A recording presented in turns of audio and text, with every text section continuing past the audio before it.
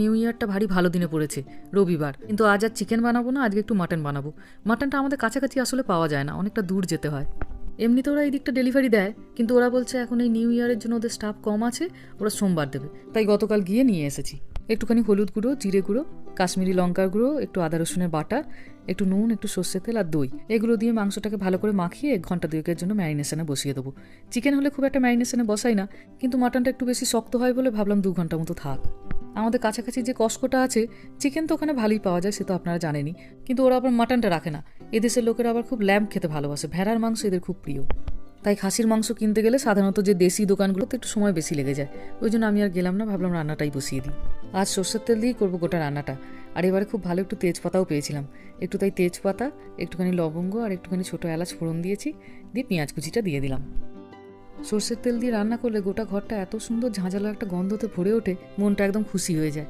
অল্প একটুখানি গুঁড়ো মশলাগুলো দিলাম, একটুখানি হলুদ গুঁড়ো, একটুখানি জিরে গুঁড়ো আর একটুখানি কাশ্মীরি রেড চিলি পাউডার, আর 2টো টমেটো একটু পেস্ট করে নিয়েছিলাম, ছোট ছোট ছিল।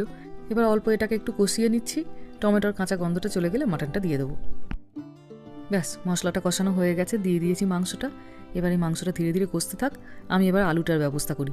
যেহেতু ওটা অনেকক্ষণ সময় লাগবে, ওই জন্য আলুটাকে আর মাংসটার সঙ্গে দিলাম না, নাহলে আলুগুলো সব পাঁক হয়ে যাবে। অল্প একটু হলুদ গুঁড়ো, অল্প একটু নুন আর একটু তেল দিয়ে মাখিয়ে নিয়ে এইগুলোকে এয়ার ফ্রায়ারে দিয়ে দেবো। এয়ার ফ্রায়ারে আলুগুলো মারাত্মক সুন্দর হয়। এই বড় বড় আলুগুলো গোটাটা বেশ লাল লাল সুন্দর কোটিংও পড়ে যায়, আর খুব ভালো সেদ্ধও হয়। ধান এটাকে আরেকবারটি নেড়ে দিই। ওদিকে ভাতটাও বসিয়ে দিয়েছি, আর এয়ার ফ্রায়ারে যে নিচের দিকে বড় বড় কটা বাটি ছিল বলে নিচটাতে আর জায়গা নেই। মাংসটার দিকেও একবারটি চলে এসেছি, এটাকেও একবার নাড়িয়ে নিলাম, নাহলে নিচটা আবার ধরে যাবে। প্রায় 40-45 মিনিট মতো হয়ে গেছে, বেশ সুন্দর তেলও বেরিয়ে গেছে। তাই প্রেসার কুকারের মধ্যে অল্প একটু জল গরম করে নিয়েছি, দিয়ে এবার এটাকে কটা সিটি দিতে বসিয়ে দিলাম। রঙটা বেশ কিন্তু সুন্দর হয়েছে, দেখুন অনেক দিন পর এরকমই লাল লাল ঝোল হচ্ছে। চিকেনটা যেহেতু এখানে বেশি খাওয়া হয়, ওই জন্য চিকেনটা তো খুব হালকা করে করি, এমন ওই জন্য সুন্দর লাল রঙটা আসে না।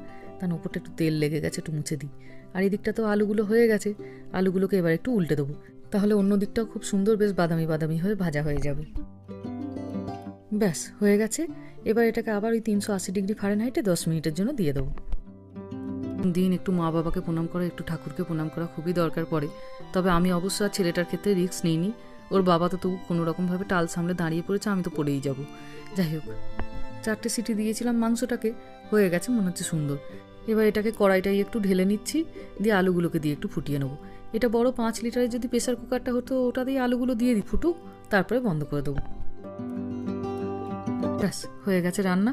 ওর বাবাকে এবার খেতে দিয়ে দিই। সে আবার সকাল সকাল ঘুগনি পেয়ে আর পাউরুটি খায়নি, 2টো মুড়ি খেয়েছে, ওই জন্য ওর তাড়াতাড়ি হজম হয়ে গেছে। রান্নাঘরে তাই বারবার ঘুরপাক খাচ্ছে।